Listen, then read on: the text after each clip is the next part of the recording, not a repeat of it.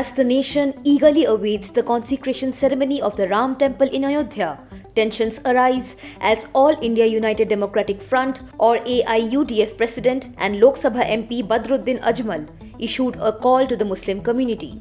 Ajmal, speaking in Assam's Barpeta, urged Muslims to stay home from January 20th to 25th. The time has coincided with the period of the Ram Temple consecration ceremony. Ajmal, addressing a gathering, expressed concern over the potential large-scale movement of people to witness the placement of the idol of Ram Lalla in Ram Janmabhoomi. He called for caution and advised Muslims to avoid travel during this period. He emphasized the need to maintain peace. Ajmal even accused the Bharatiya Janata Party of hostility towards the Muslim community. He said, and here I quote, "The BJP is the biggest enemy of Muslims. It is the enemy of our lives, faith, mosques, Islamic laws and our azan. The BJP has big plans. I urge our Muslim brothers to not travel from January 20th to 24th or 25th, he said.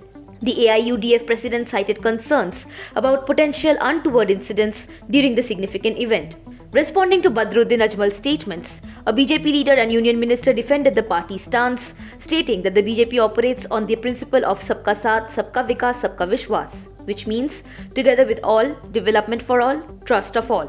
The leader highlighted that the former litigant in the Ayodhya land dispute case, Iqbal Ansari, has been invited to the consecration ceremony, emphasizing the BJP's respect for all religions. Amid these statements, preparations for the consecration ceremony are in full swing.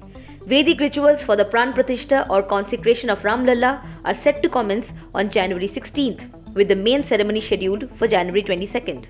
The event, part of the Amrit Mahotsav from January 14th to 22nd, is expected to draw more than 60,000 attendees, including Prime Minister Narendra Modi.